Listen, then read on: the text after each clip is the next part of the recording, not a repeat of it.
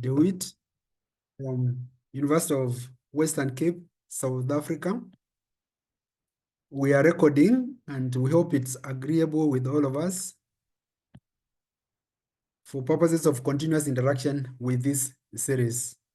And so, Professor DeWitt, I believe you will be able to introduce yourself more. There is a lot more that we can say about you, but it's a lot easier if you say it yourself. So you're welcome and take us through. Thank you, Daniel. I hope you can hear me well. There was some breakup earlier. I hope it's not on my side. I'm going straight into the presentation, if you don't mind, and I'll introduce myself as we move on. Thank you, Jessica, and colleagues for the opportunity to sort of have a discussion, open discussion with each other. My background is one of trained as a sociologist, but moved into community development, lecturing it for quite a number of years in various institutions. And the passion for community development that I have is work and not only part. And I therefore must straight into the presentation. When we talk about, hear me now. We have to start with the concepts. What are we talking about? Because when we talk about community development, usually we have a broad spectrum of terms that we use. You know, I start with a project in old age home somewhere in a city, and then we call it a community development project. I start with a project or cleaning a park somewhere, and we call it a community development project. Now, when it comes to housing, we have the same problem. I started to work on definitions that we should use.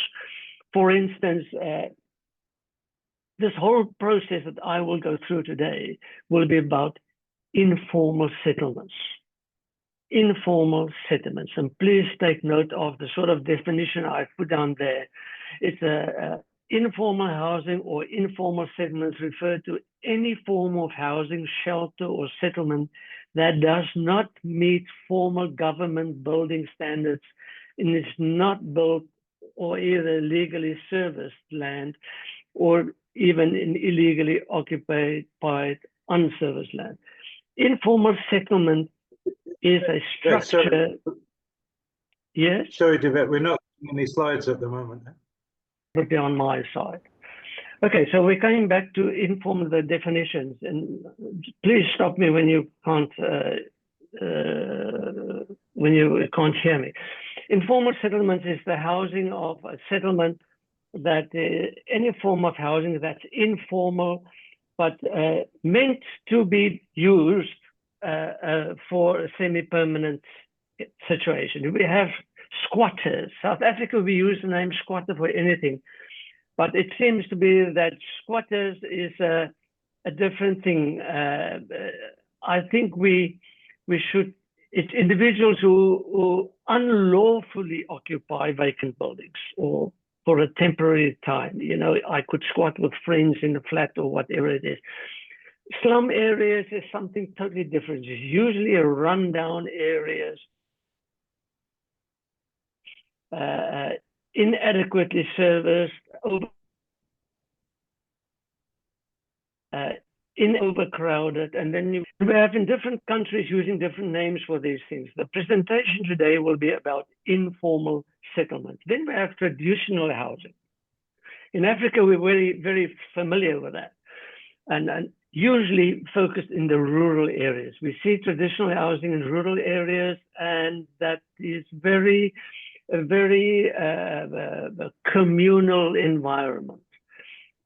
Traditional housing all over the world is, as I say, you'll find it seldom in city environment. It doesn't work. It's a high density. This is less dense environment where people live in. I'm not talking about traditional environments.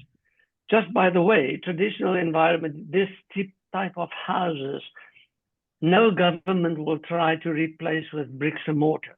They're not going to do that. But we are talking about informal settlements today.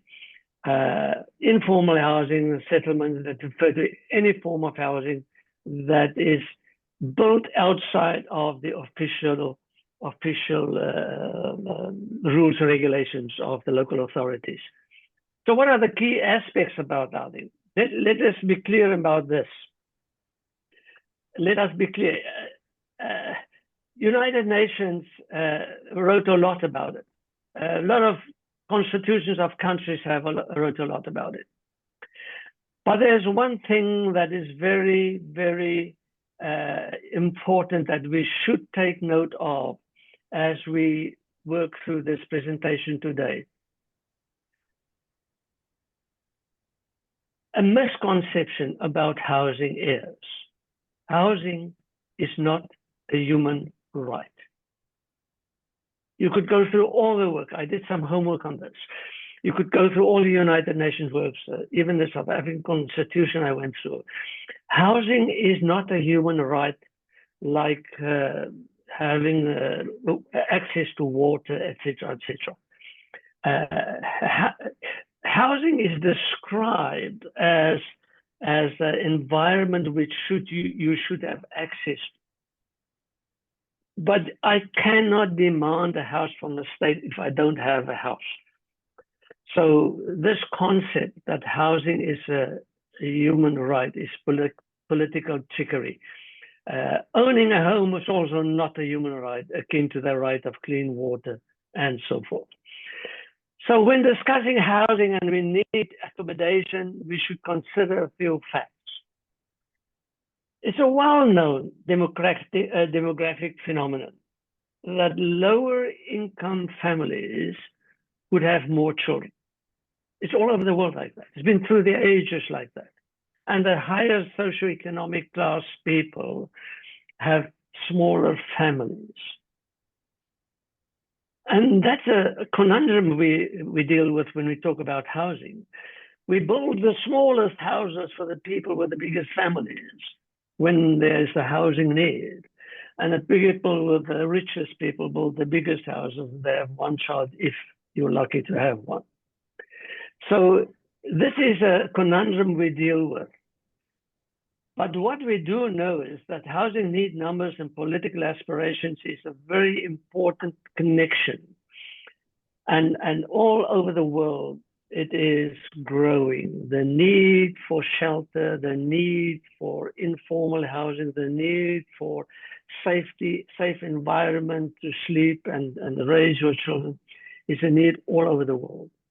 Simply linked to the fact that the poor gets poorer and more poor comes to the fore as we move on through the years. So the plausible political philosophy is that one of the Department of Housing in South Africa not only have this demonstrate a holistic approach to its mandate, but we are very confident that housing is so confident in its approach that community development, that it equates a developed community with having a house, a formal house. And that is also not true. A developed community is not necessarily equated, or developed when I call about safe and a healthy environment, is not necessarily equated to formal built houses, a housing scheme. And it's this disjuncture that we have to think about in future. For the politician, housing promises seems to be a lucrative thing. It's an instrument of winning political support and so forth. For the housing companies and private sector building houses, it's amazing things that they could do. For the community development practitioner, housing is more than just building a project, housing project. It's more than having a mass housing project, building project, getting it off the ground.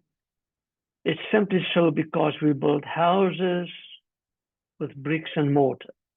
but we build communities with hearts and souls. And this is where the community development perspective and theory kicks in to our approach. So, ladies and gentlemen, let me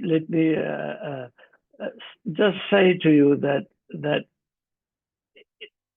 it can be argued that in practice, and this is my experience, in practice, all statistics are flawed because of the way we measure and determine the need for houses, specifically because of the politicians and the way they polish their marble and they will build houses and get votes. And it's the same with NGOs also. NGOs often, if I am in an NGO world where we need to build houses, we inflate figures because we see everybody needs a house. Now, whose housing are we talking about? There was a book written some years ago on this topic of whose housing are we talking about? And therefore, ladies and gentlemen, when it comes to informal housing, it may be perceived as the low status symbol for some and implies specific quality of life.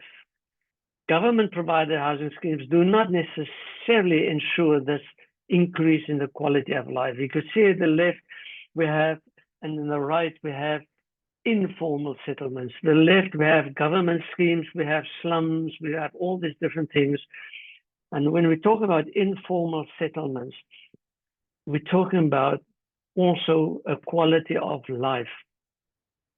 When conversing with individuals involved in compiling housing statistics, it seems to be the problem lies with diverse techniques we use to collect our information. And obviously the definitions we use for what is proper housing. So this flaw occurs when housing needs are assessed in relation to other needs. And that is very important, that's why I want to say now.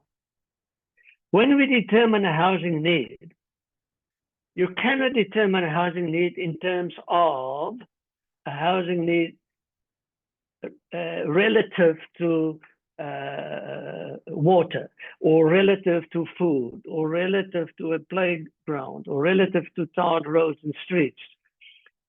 And that's part of the flaw, because then housing always pops up on top, always pops on top. For instance, the flaw is actually demonstrated here. When you have a low socioeconomic status individual in this area here, and on the left bottom corner, and you have middle and higher needs, if I move out of the lower socioeconomic status needs, I measure hypothetical needs. If you ask a person who doesn't have a house, do you need a house? He's going to say yes. If you ask a person that doesn't have a motor car, you ask him, do you need a motor car? He's going to say yes. If you ask a middle class person here, do you want to go overseas for a holiday? He's going to say yes.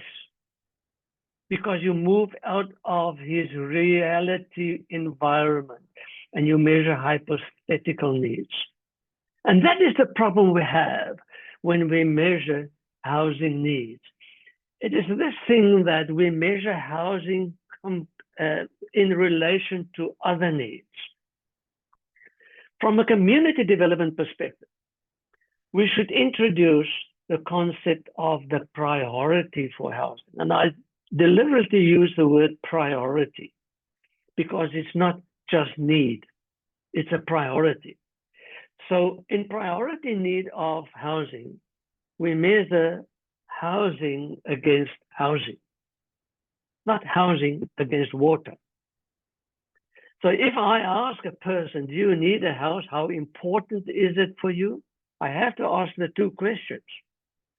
If he says to me on an 11-point scale, it's 10 important, and then I ask his tolerance for the current situation he's in regarding his housing.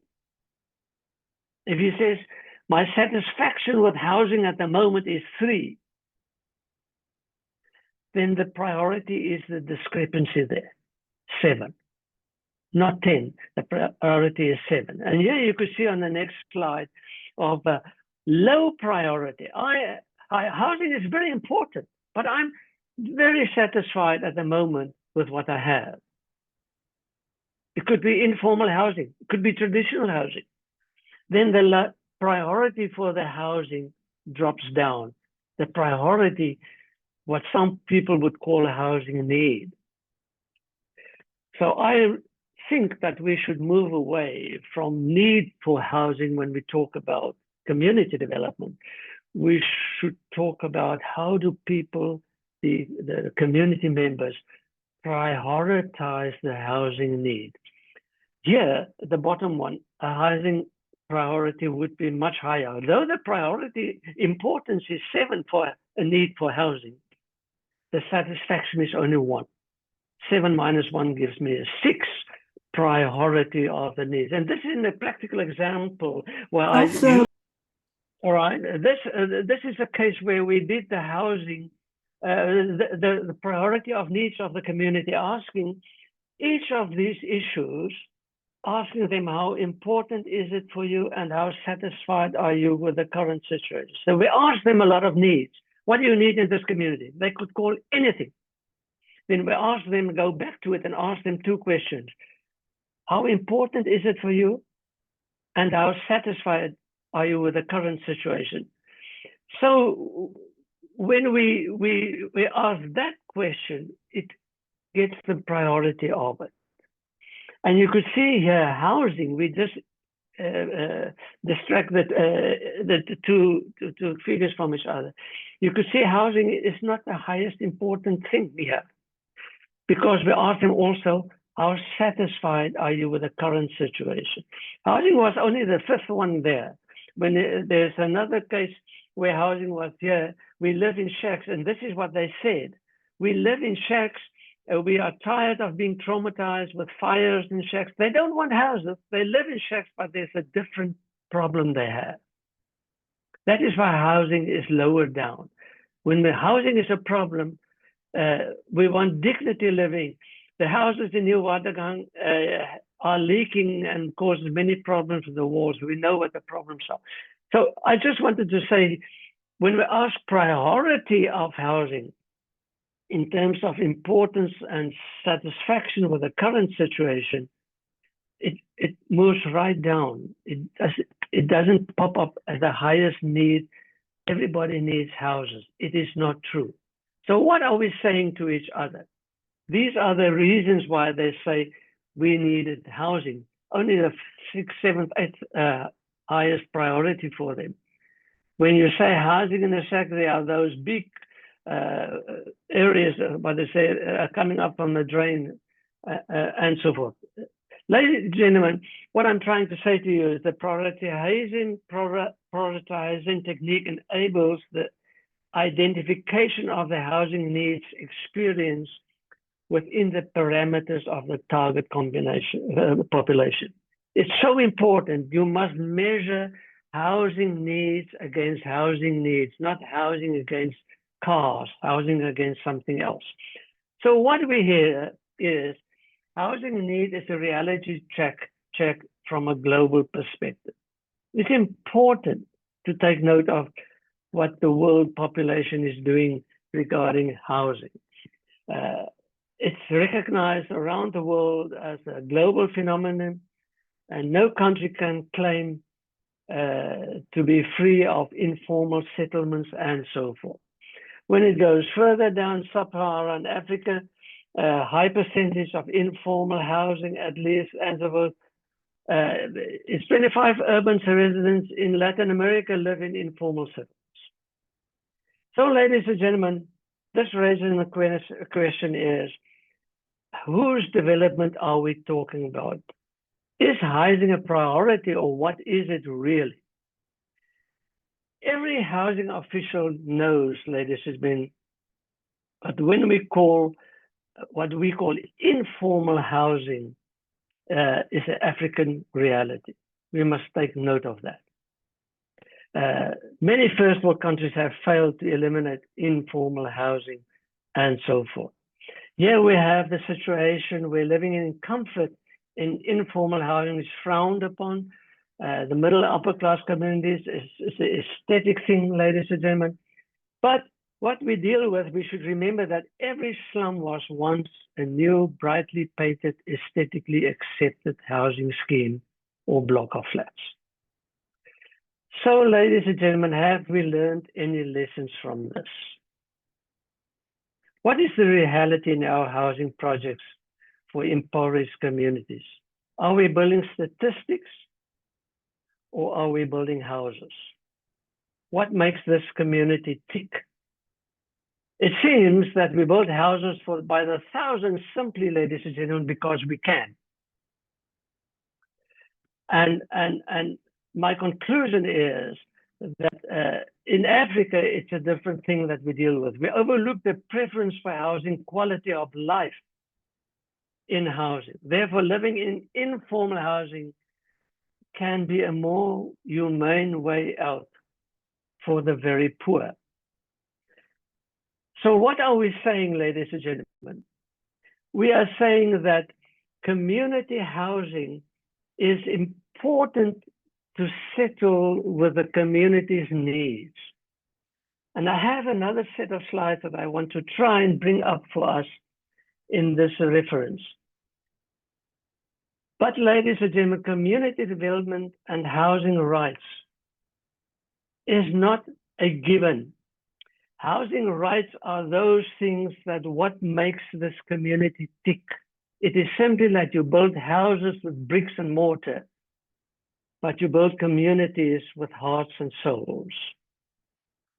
And the question is, are we creating statistics or not? I want to take you back to one of the previous slides. And that is, ladies and gentlemen, that it seems to be that upper and middle class communities relate, and the politicians relate housing to aesthetics.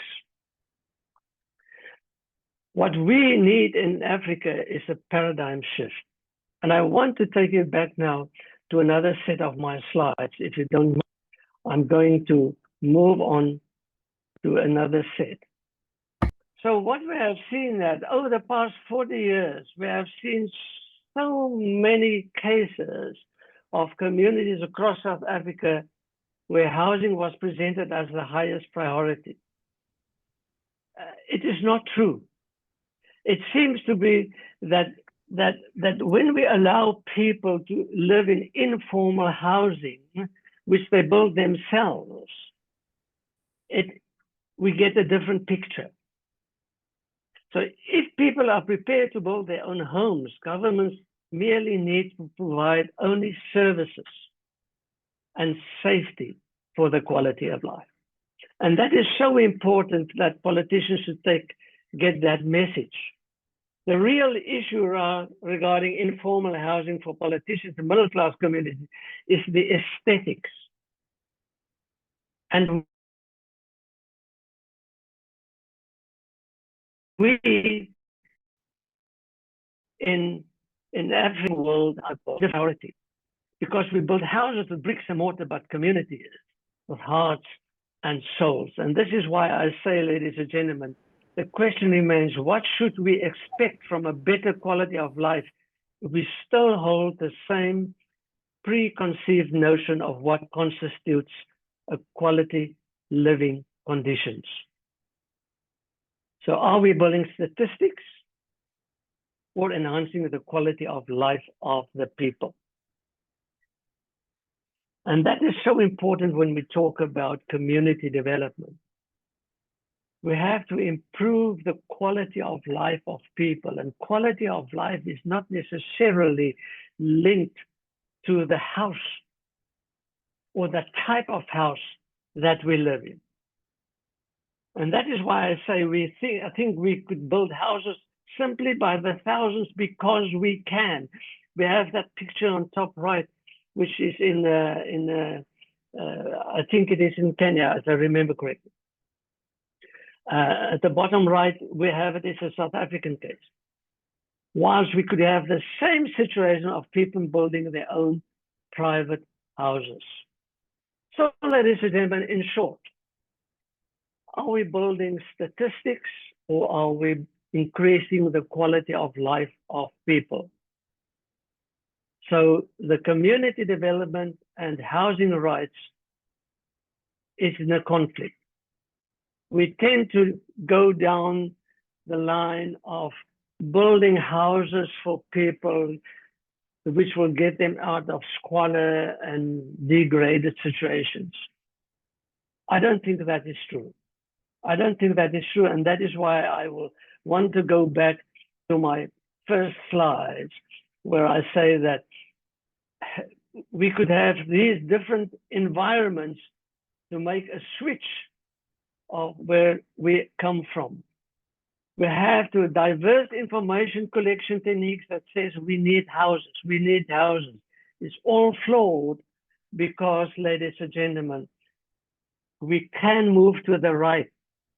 We can have adequate and environment of living environment, which gives us a lifestyle which is conducive to move on to the next level. Whose housing are we talking about is the question we ask each other. Is there a housing need, or is the housing need that of the government, that of the politicians?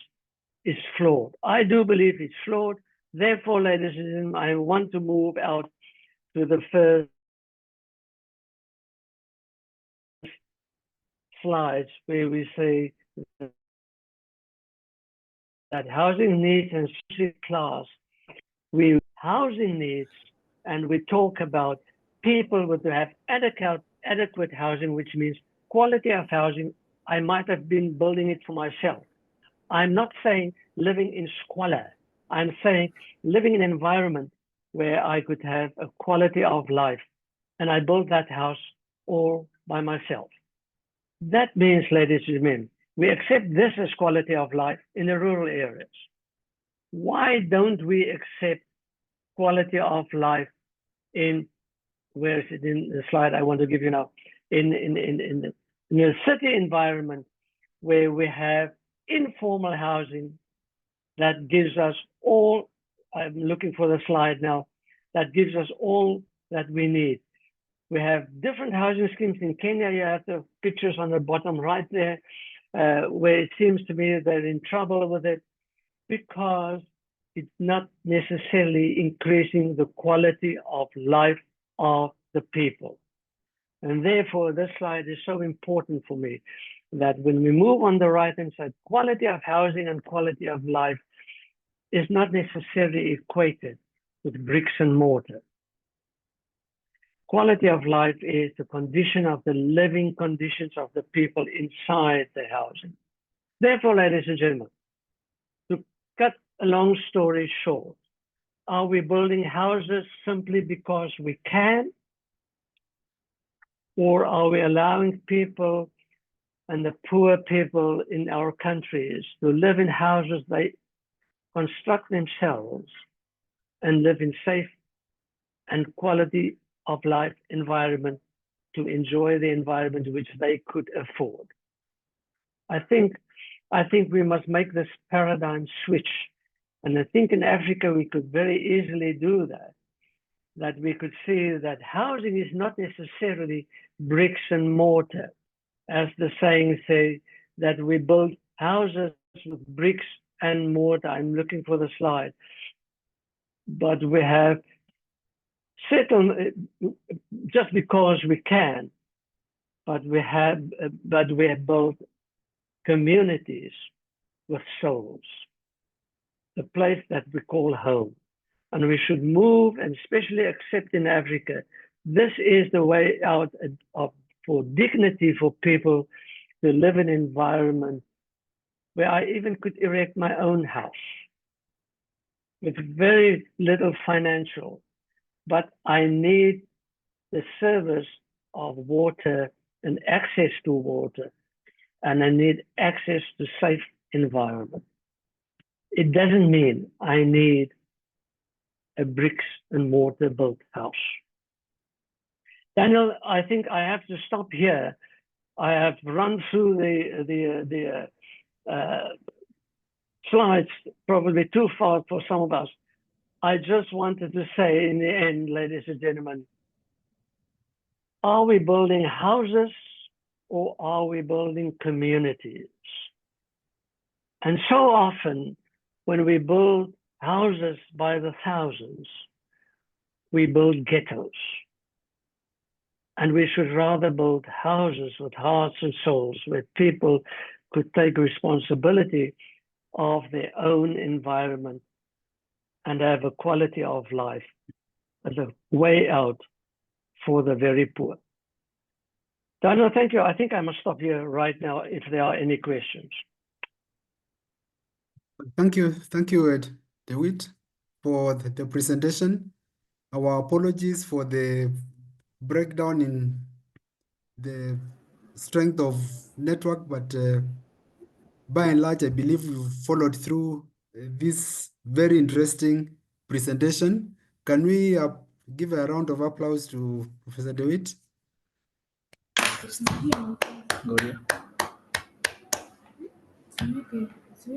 Yeah, it's quite a challenging. I believe we have quite some number of areas of discussion, areas of clarification, and most important as community development practitioners, the challenge that is coming through is that as we think about housing and as we think about communities, then are we going to look at communities in terms of the brick and mortar structures where they live in, or communities in terms of their connectedness, in terms of their hearts and souls? And then, of course, there's also where we started with the definitions. The issue of informal settlements is just largely because they have not been formally given the legal approval by the state authorities. They might be houses that contain the best of all the amenities in the world. The only crime is that they have not been cleared by the authorities. But then there's also the other bit that DeWitt is indicated about slums, which are now downgraded living places. Where, and again, we also need to ask ourselves, is that the place where we, even as we build communities that are connected at heart and soul, where again, the conditions are such that they don't support dignified living? And these are the challenges that then I think DeWitt is trying to raise in terms of intermediating the aspect of informal settlements versus the quality of housing and also the quality of communities that we build. And thanks so much for the provoking presentation.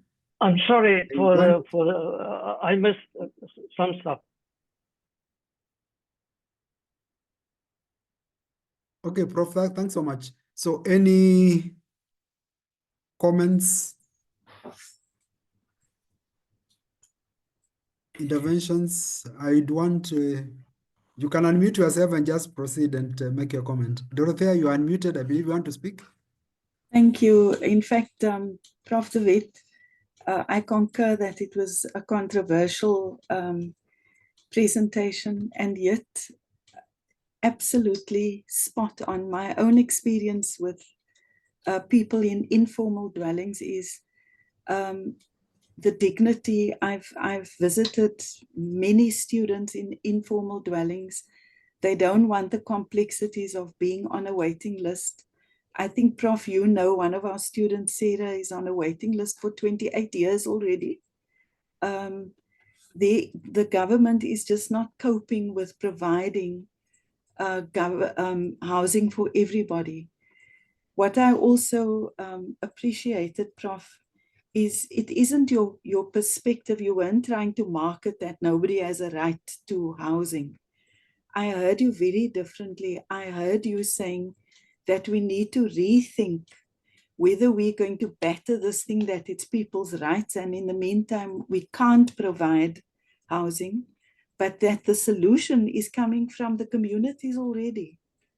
And that the solution isn't the formality of waiting lists and waiting for years and years, but having the dignity of being able to advocating for the right for people to be able to say to the government, if you can provide services and safety, work with us. We are willing to put up our own dwelling. And I certainly have to also agree that the many times I've gone into people's homes in informal settlements, much of which has been neat and ordered. There's a community leader, which you often don't find in formal settlements, that, you know, it's just a minglemus of people.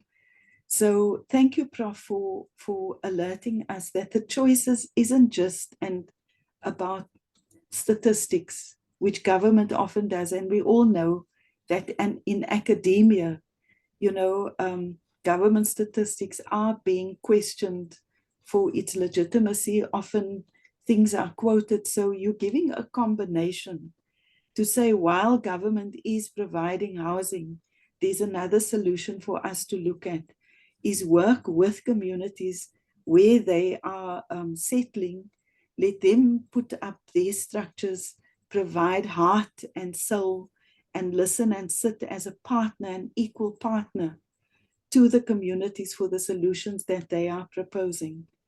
And from my experience, as I say, I have encountered that where communities have done that, there's often more structure, more soul, more heart, more order actually also than often in communities. So it's not one or the other. You are opening our minds, really, if I understand you, you are opening our minds to see what people's solutions are themselves. So thank you very much for expanding our minds. If I may just add one more thing is, you know, when we speak to students, and I've been working with students since 2003, I think, and working in government structures previously as well. They come and say, as Prof has shown in that stat, and I really hope to see that presentation as well. They're asking, we're needing libraries. Education is a big thing. And it's not that they don't want a roof over their heads, but there are other things in addition, rather than government just trying to solve this housing. In Cape Town, for example, there's an influx of people because of our municipality being maybe a bit more jacked up. But so thank you, Prof. Your presentation opened my mind. Really appreciate it. Could I just say, I also invited Quentin Adams, who's a psychologist and known as the shack builder here in Cape Town, doing absolutely phenomenal work. And Daniel, I'm going to take the liberty to link you. He was in a meeting, he couldn't join us. If he can pop in, you'll see him pop in. Maybe the next occasion we can be introduced formally as well. Thank you. Okay, thanks so much, and really appreciate it. Thanks for your input.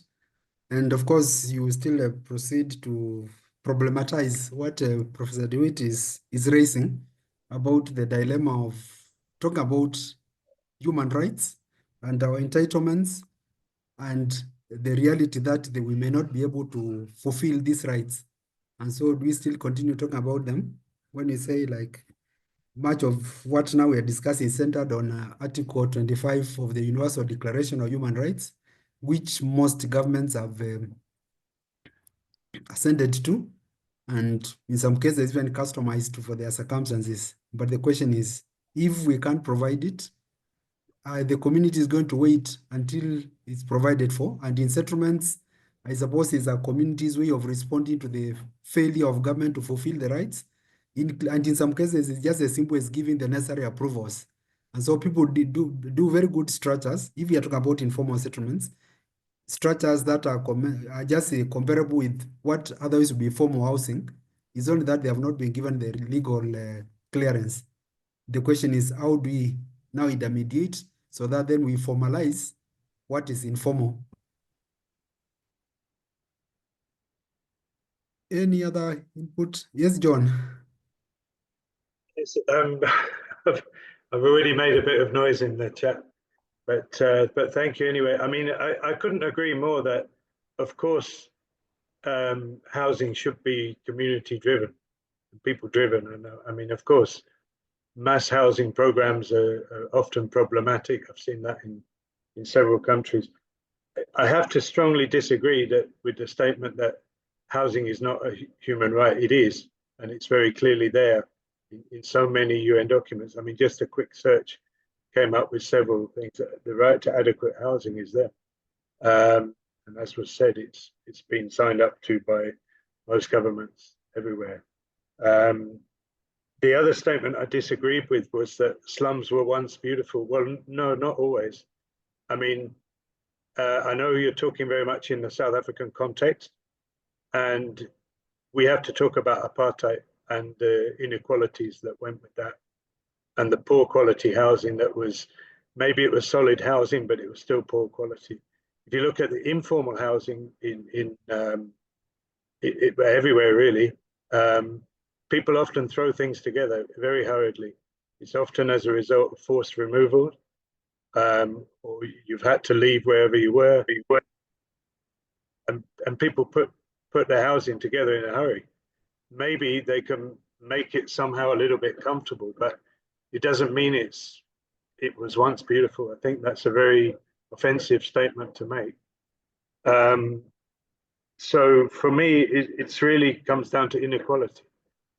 You know, so long as we have people who can live in mansions, and other people who can maybe make their little shack or whatever it is a little bit comfortable, that doesn't mean there is adequate housing at all. So I think it is about community-driven work. It is about communities taking control of their housing needs and working in partnership with government and other organizations. But I really disagree with some of the statements made there.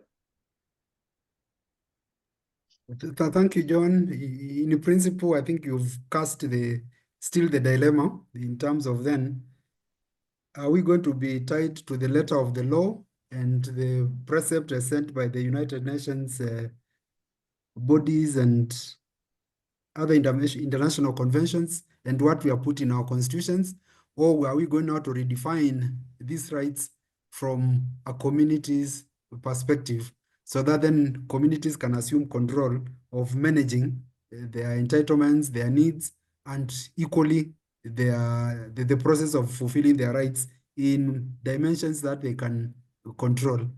And I think that's where we are. That's a challenge where now we need to come in as a practitioners, so that then we can put in our feet and see how we drive policy in ways that then tap from the soul and the heart of communities, if I borrow DeWitt's kind of conceptualization.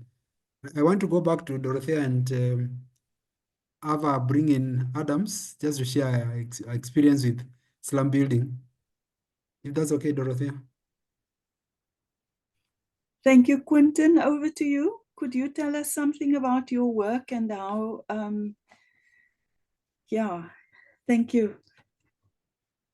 Yeah, good morning, Daria and colleagues. Thank you very much. I just jump in now, and I missed your previous conversations. I'm based in Cape Town, South Africa. And for the past 22 years, I work in informal settlements. And for the past 7 years, we physically started to build new structures, new shacks for people living in dilapidated and in squalid conditions. And I think for the past 7 years, we've built over 120 new structures for people, because I can't wait for government. I mean, there's a lot of promises here in South Africa regarding what they want to do and what they're going to do and what they intend to do. And so over the years, we've developed partnerships with various institutions in South Africa and also abroad, to help us to make sure that what we build is a low cost, temporary structure that is safe, it's insulated, there's a lot of ventilation, and also because most of these people are living in places where there's a lot of flooding. So we've also started to stilt the shacks. Of course, the need is very big in the Western Cape and also in the country. And so we are an NGO, and what we've started to do the past 4 years is to train young unemployed people with the necessary skills to build quality wooden frame structures. We've trained about over 500 young people in basic shack building skills, project management, leadership, and costing, and so that they can go out and help us address this problem. We've also started with 7 universities, global universities, who visit us every year. And now we are in the space where we are training 40 young people in advanced carpentry, because we cannot wait for government. I mean, we wait now for 30 years for them to deliver houses to people. People are dying in the informal settlements. And so we also do a lot of advocacy work and humanitarian relief during the flooding. Winter season, it is just flooding, we cannot build, and then we take our young kids, help with the flooding and with the houses that have been flooded. We have now a very good team. I think we've got about 30 young, unemployed young people that we paid. We give them a stipend. When the flooding is starting, they go into the informal settlements. So that is in a nutshell what we're basically doing. And we're branching out now to other provinces. And we have requests, of course, from other countries, because our methodology is quite simple. We've spoken to architects, professional architects. We build a basic structure. And the height of our structure is about 2.75 meters for ventilation. And so it seems there's a need in other countries also that we can scale out what we are doing in Cape Town and South Africa. So I'm not an architect, I'm a qualified psychologist who has turned into a shack builder. So they call me the shack builder in South Africa. What we're doing is we're going out and we build and we resolve. And especially during shack fires, when there's shack fire, our team will be on the site. We help to remove the debris, but also start to work with people to see how we can start to rebuild. Our motto, and I want to finish with this, is it's all about the restoration of human dignity. Because people are living in squalor conditions and people are talking just about the problem. So we want to start rebuilding the human dignity of people. Last year, we've been on television. They've done a documentary on the work that we've done in a very rural place where people waited for houses for the past 30 years. So we've built there three structures, and we just, at this point, capacitating young unemployed people to become the architects of a new tomorrow and to rebuild this country shack by shack, and that is what we're basically doing. Thank you. And Daniel, if I may just say, what Prof. De Wet was sharing, this is almost like the evidence of that perspective.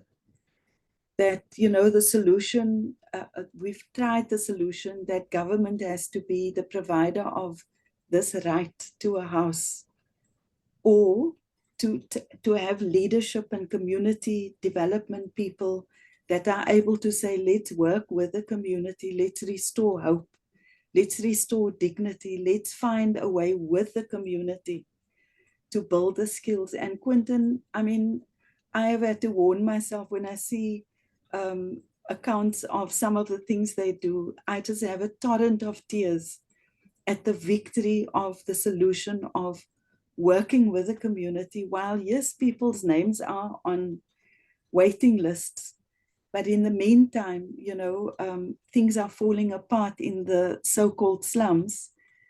For example, Prof. De Wet, you don't know this, but one of the UWC students where Prof. De Wet works, a top science and math student living in a shack in Philippi. And I contacted Quentin. I said, Quentin, this young man has exams to write. The shack was built on what is a vlei in Afrikaans, Prof? Wetland. What is it? Wetland. A wetlands. I contacted Quentin. Quentin didn't have one of these machines to suck water out of their flooded area, but made a plan, got the community together, and Quentin ended up having to build with the community several other shacks.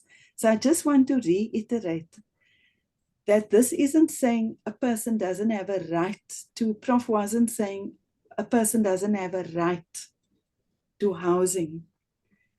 Prof was saying the right shouldn't be seen as brick and mortar provided by government only. That we should shift our focus to say, we need to focus on building community, building a soul, building heart. And I mean, there's story upon story, and maybe Daniel, you can invite Quentin sometime to do a presentation of some of their cases. But thank you very much, Daniel, for permitting Quentin just to slip in and to support what Prof De Wet also was trying to put across to us, the challenges. Thanks so much, Quinton, and thanks so much, Dorothea, for the intervention or the sub-presentation. So welcome. Makes life a lot more easier for many of us now to understand some of these dimensions. Just a quick clarification. The shacks, the only problem is that they are shacks, but they are approved. That means then they are formal housing or the informal. What is the status? Yeah, there's a policy in our country that says that, first of all, the word shack is a word that they use in the policy. They're talking about the upgrading of shacks. So it is stipulated in the policy. So it still falls under the category of informal housing. Some people are talking about temporary housing, because if you're waiting for a house, then people first put you in a temporary house and then they move you into a formal house. But the backlog will take us 27 years to eradicate the backlog. So we said in the meantime, people are dying. People are dying in the informal settlements. We're not going to wait for another family to die if we can help them. And a lot of these people were socially excluded, and a lot of these people form part of people with disabilities. So we've seen when there's a shack fire that people have died, the children. Just in Khayelitsha, last year we built a new shack with an off-ramp for a boy that was crawling on the floor, and during the winter he almost drowned. So we say, I'm not going to wait for the minister to make another promise. I'm not going to wait for the city to make another promise. In the meantime, we can upskill ourselves to build quality informal structures. The reason some people say we're building formal houses for the way it looks, because we insulate it, we have windows, and it is 2.7 meters high, and we put in a cement floor and we stilt it. Some people say it's a house, some people say it's an informal house, some people say it's a home. But I think what is important for us is that we know we can do it, we know we can deliver it without any red tape. All that we are working on now is to increase our budget and our budget allocation as an NGO.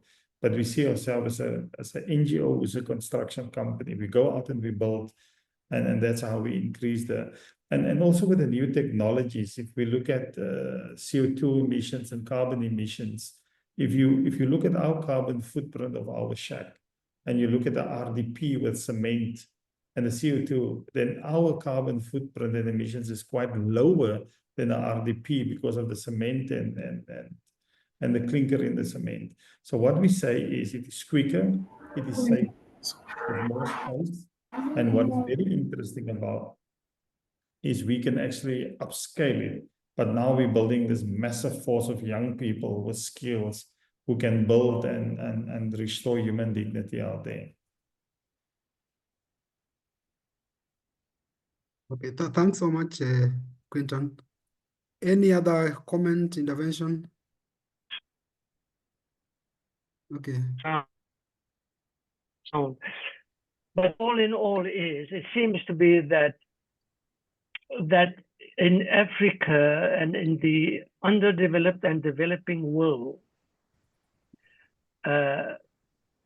we have to make ends meet in a different environment, and that we have to accept that it could be informal housing, could be a good quality of life.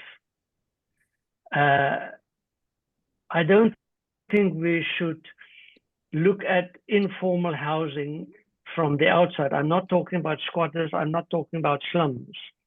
I'm talking about a person that builds his house by himself, doesn't do it with bricks and mortar, doesn't hand in plans, building plans, but have a quality of life inside that equates to that of anybody else. And it seems to be that informal housing is the way out for the very poor, because we simply cannot build enough houses. It is a factual reality. And when we do it, we don't necessarily increase the quality of life. Well, that's an open debate. But thank you for the opportunity to share some views with you. Thank you. Thank you, Prof. And I think this is an unfinished discussion, because then it looks like we need to ask ourselves, are we going to be talking about formal housing when it is not aligned with the realities that communities are living in? And therefore, we might need to define what actually should be formal housing from the perspective of the community and the realities that we live in. And therefore then deconstruct the whole concept of what should be the building standards. What comes to mind is the fires that were in California the other day, and the building material that is approved was led to a situation where the fire could not be contained, largely because at some point in time there was regulation because of the fear of earthquake that don't build with stone and therefore build with wood. Now with the fires, then the houses get completely burned. And then now the question is, we need also to revise then what is formal housing for that area, so that we can build the material then that is earthquake proof and also fire proof. And that is the discussion that we're having. In our reality is a question of now, if we can't get this formal housing as defined by engineers and policymakers, what is the alternative? And so thanks so much, Prof, for leading us in this direction. And I think the discussion continues. Of course, thank you, Dorothea, for the offer that you can come back with the Quinton for further input. We'll do the follow-up and see where we can take this discussion into some kind of conclusion of sorts. And so as we conclude, I said that we have a standing commitment so far to have this series go on every second Wednesday of the month at 11 a.m. Nairobi time. And then, of course, you can always adjust it to your suitable time. And so what Jessica is sharing is the next set of webinars.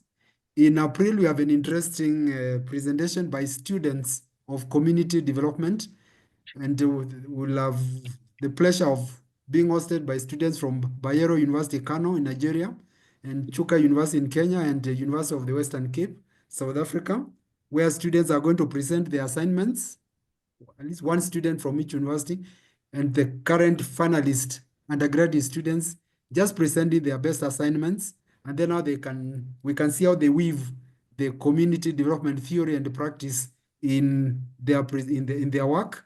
And then, of course, they can also give us their thoughts on the way forward in terms of then how community development needs to be taken forward in terms of instruction and the development of the curricula. And that ultimately that will translate into practice. Then in May, we'll have a training on using international standards of community development practice. This is a document that's available on the IACD website. You can start getting familiar with it, so that again we talk about standardizing our practice across the networks. And then in June, we have our colleagues from UK coming to present on addressing care as a societal issue, presenting on lessons on implementation. And these are there's a follow-up on a discussion we had earlier on in January about neoliberalism and where care has been commercialized, yet it is not working. And so we have to have community-based interventions to provide care, and therefore community development becomes important. And of course, now the rest of the year is still open for us to come and make our presentations. Thank you, Jessica. And so from us, thank you so much for making time to be part of this presentation. When the recording is processed, it is going to be made available on IACD website. And then, of course, we'll also communicate to those who have registered. And with the permission of DeWitt, we'll share the slides. DeWitt, that's okay? So thank you so much and have a blessed day or whatever time. Thank you. In your And zone. thanks, Daniel. Thanks, Prof. De Wit. Okay, bye-bye. Bye-bye. Bye. Thanks, Bye. everyone.